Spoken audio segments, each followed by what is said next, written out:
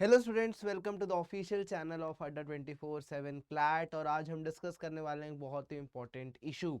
तो ये इशू है कि कुछ कॉमन मिस्टेक्स है जो हम देखते हैं कि आप सभी करते हैं क्लैट की प्रिपरेशन के दौरान, और आज हम डिस्कस करेंगे कि कौन से कुछ कॉमन मिस्टेक्स हैं जो हमें अवॉइड करनी है, and then your preparation will become very very easy. तो वीडियो को आखिरी तक देखें, लाइक और शेयर ज़रूर कर दें ताकि बाकी लोगों को भी बेनिफिट हो सके। ठीक है, तो चलिए। तो अगर जब हम क्लैट की प्रिपरेशन कर रहे हैं तो हमें कुछ कॉमन चीज़ों का ध्यान रखना है, जो कि eventually I have seen in over the period of years that multiple student do the same mistake which makes there preparation heavy. उनको बर्डन लगने लगता है, वो ओवर थिंकिंग में चले जाते हैं।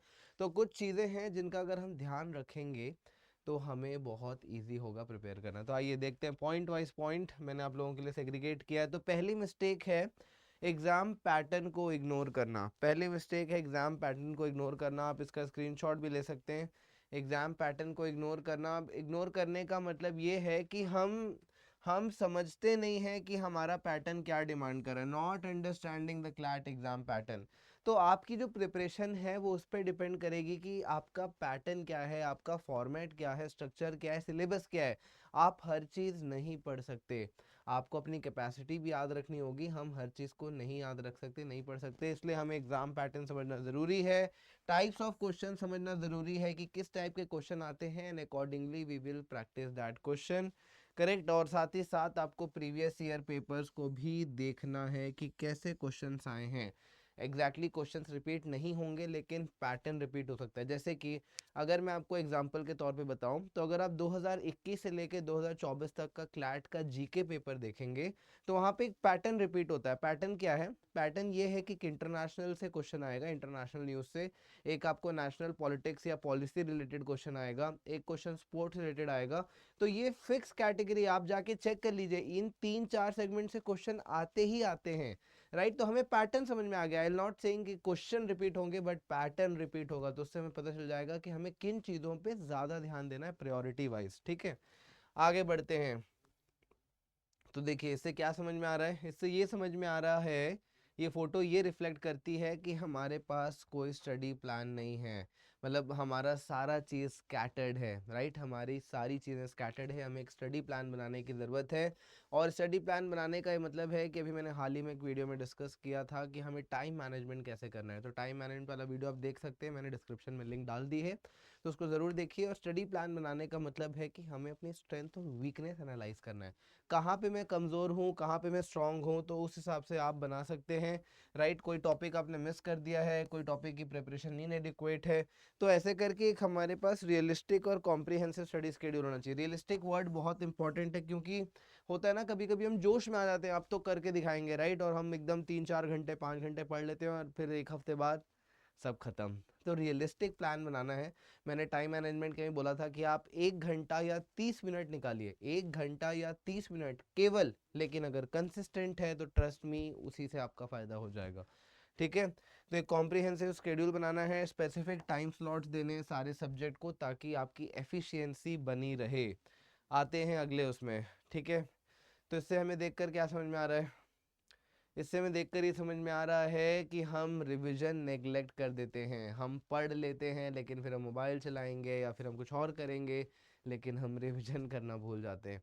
तो ये एक इम्पॉर्टेंट एस्पेक्ट है, हमें रिवाइज ज़रूर करना है एक बार पढ़ने के बाद। तो मैं जनरली प्रेफर करता हूँ बच्चों को कि आप 6:1 का रेशियो रखो। यानी कि 6 दिन, जो ये 6 दिन है, इन 6 दिनों में आप क्या करेंगे? इन 6 दिनों में आप स्टडी करेंगे, और ये जो एक दिन है, इस एक दिन में आप क्या करेंगे? रिवीजन करेंगे। ये आपका स्केड्यूल होना चाहिए, हफ्ते का यही स्केड्यूल होना चाहिए, 6:1 का। राइट, कुछ बच्चे 5:2 भी प्रेफर करते हैं, that is very very good. अगर आप 5 दिन में 10 घंटे पढ़ रहे हैं, 2 घंटे ईच डे, तो आपको 2 दिन रिवीजन करना चाहिए। बहुत इंपॉर्टेंट है। ये इंपॉर्टेंट नहीं है कि कितना पढ़ा, ये इंपॉर्टेंट है कि जो पढ़ा वो याद है कि नहीं। Getting my point? That is much more important. What you have studied, you remember it or not on the exam day. आप सभी ने रियलाइज किया होगा एग्जाम में, लगता है अरे यार ये तो उस पन्ने में लिखा था, अरे यार बुक याद आ रही है, पेज नंबर याद आ रहा है, सब कुछ याद आ रहा है, कंटेंट याद नहीं आ रहा है कि क्या लिखा है। मैं उस कॉपी में नोट्स भी बनाया था, मेरे को नोट्स का कलर भी याद आ रहा है, मैंने येलो हाइलाइटर यूज़ किया था, पिंक हाइलाइटर यूज़ किया था, बॉल पेन से लिखा था, लेकिन कंटेंट याद नहीं आता है। तो इसीलिए हम लोग को बहुत इंपॉर्टेंट है कि हमें रिवीजन करना है। आप समरी नोट्स बना सकते हैं या फ्लैश कार्ड्स बना सकते हैं फॉर अ क्विक रिवीजन, ये बहुत हेल्पफुल होती है। मैंने खुद ने अपने प्रिपरेशन में जीके के फ्लैश कार्ड्स बनाए थे और वोकैबुलरी के, तो that I can for sure recommend you GK plus vocab के हमें फ्लैश कार्ड्स बनाने चाहिए, उससे हमारा रिवीजन ईजी हो जाता है। आइए अगली मिस्टेक की तरफ बढ़ते हैं। मॉक टेस्ट नहीं लेना। हमें लगता है कि मॉक टेस्ट क्लैट को रिफ्लेक्ट नहीं करेगा या क्लैट में तो अलग आएगा, लेकिन मॉक टेस्ट लेने का एक बहुत बड़ा फ़ायदा है कि आप एक पैटर्न से बहुत फेमिलियर हो जाते हैं। आपकी टाइम एकदम फिक्स हो जाती है कि 2 घंटे में आपको पेपर कैसे ख़त्म करना है, कौन सा सब्जेक्ट पहले सॉल्व करना है। तो वो एक स्ट्रैटेजी बनाने के लिए बहुत ज़रूरी होता है, और आपका प्रिपरेशन लेवल आप असेस कर सकते हैं। प्रिपरेशन लेवल असेस कर सकते हैं तो रेगुलर मॉक देना चाहिए। आई विल से अभी आपके पास बचे हैं 4.5 महीने क्लैट के लिए, तो मैं रेकमेंड करूँगा कि अगर आप अभी अभी प्रिपरेशन शुरू किए हैं तो आपको 15 डेज़ में मिनिमम 15 डेज़ में 1 मॉक देना ही देना है। और अगर आप बहुत पहले से प्रिपेयर कर रहे हैं तो मैं रेकमेंड करूँगा 1 वीक में 1 मॉक देना है। This is very very important. Mocks are really a pillar to the success. जितना मॉक देंगे उतनी प्रैक्टिस होगी, उतना आपका कॉन्फिडेंस लेवल बिल्ड होगा, तो that is why it is very very important. अब अगली चीज़ की तरफ आते हैं, अगली आखिरी लेकिन मोस्ट इम्पॉर्टेंट। इससे हमें देखकर क्या समझ में आ रहा है? इससे हमें देखकर ये समझ में आ रहा है कि हम अपनी हेल्थ और वेल बीइंग को बहुत इग्नोर करते हैं। रात रात भर जग के पढ़ना है, आज चलो कॉफ़ी पी लेते हैं, 2 glass coffee P Lee.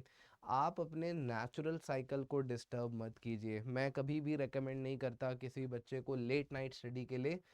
According to science also, according to my personal experience also, night time की जो स्टडी होती है वो उतनी इफेक्टिव नहीं होती है।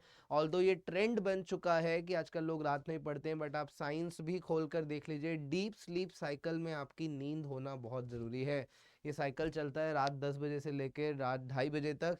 अगर इस साइकिल में आपने नींद ले ली तो आपका पूरा दिन प्रोडक्टिव होगा, लेकिन अगर आप रात में 3 4 5 बजे तक पढ़ते रहे और 12 1 बजे तक भी सोए तो वो आपको प्रोडक्टिविटी नहीं देगा। आपको खाने का ध्यान रखना है, जंक फूड ज़्यादा नहीं खाना है, क्योंकि it it enlarges your laziness. आप बहुत लेजी हो जाएंगे जितना जंक फूड खाएंगे, क्योंकि उसमें जैसे ड्रिंक्स हम पीते हैं, सॉफ्ट ड्रिंक्स, बहुत शुगर होता है उसमें, तो हमें अवॉइड करना है for at least next 4.5 month, right? You have to build yourself. It's not only about what are you studying, it's also about what are you intaking।